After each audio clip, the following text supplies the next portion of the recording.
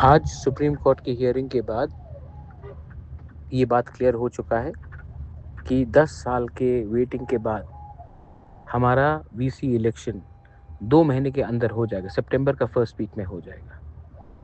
ये जो हमने केस फाइट किया है सुप्रीम कोर्ट में लाख लाख रुपया खर्चा करके, ये अपने दफा के लिए किया। अब आपको डिसाइड करना है, लीडर को डिसाइड करना है कि आपको अपने बारे में चिंता है या अपना बच्चे का भविष्य, अपना अधिकार का। अब प्लीज़ मैं आपको बोल रहा हूँ, मैं कब तक फाइट करूँगा? आपको भी अपना गांव का, अपना तिपरासा का, दफा का भविष्य के बारे में सोचना है। सो प्लीज़ एक हुइए और अपना स्वार्थ नहीं, अपना दफा के बारे में चिंता कीजिए। ये इलेक्शन अब वीसी में होगा और ये लोग जितना भी रोकने की कोशिश किया, रोक नहीं पाए। अब हमको एक दूसरे से फाइट प्लीज़ मत करो, तिपरासा से फाइट मत करो और अपना बच्चे का भविष्य के बारे में चिंता करो प्लीज़।